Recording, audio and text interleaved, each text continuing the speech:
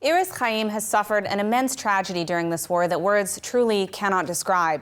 Her son, Yotam, was one of the Israeli hostages taken to Gaza and was mistakenly killed by friendly fire by the IDF.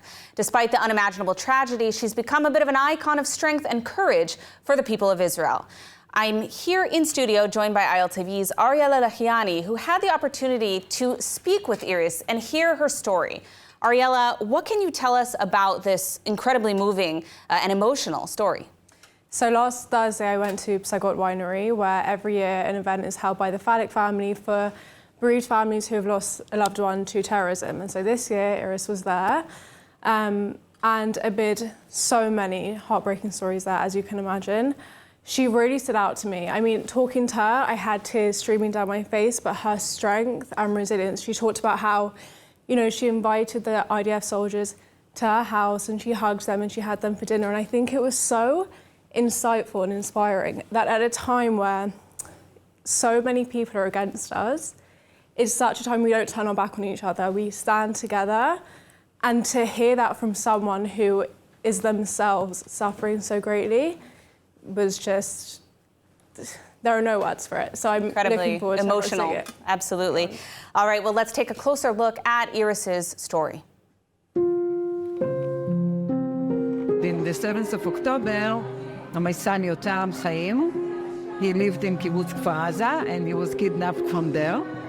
He was 65 days in captivity. He released himself and went away from captivity, but after 5 days that he was trying to reach IDF, he was by mistake recognized as a terrorist and was shot by IDF and was killed. We decided not to focus on the negative way, but just on the positive way. We sang a lot, we used music, we didn't go to demonstrate in the streets. I thought that it will be enough time to check whose fault it is, but not now.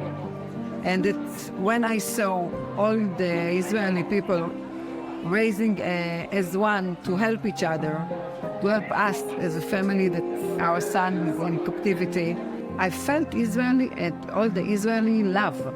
And I was very proud when I saw it. I was very, very proud when I saw the soldiers out there running and fighting, just trying to bring my son home. When it happened to Yotam, we didn't know that he ran away. We just knew after he was killed. I chose not to blame the Israeli soldiers, but to hug them. I invited them to my house, to my family house, and we asked them to come, and we wanted to hug them, to tell them that we are not angry about them, that it's all the Hamas fault, and we know that they try to bring him back, but it's a battle, and we don't know what exactly happens there. We are now in difficult times to Am Israel, but we must continue to believe that there is good and that there is light, and if we will look deep, we will find this light. We must believe first, just then we will find it.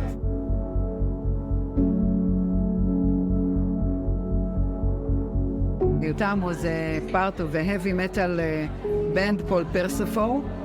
He wanted to be a famous drummer.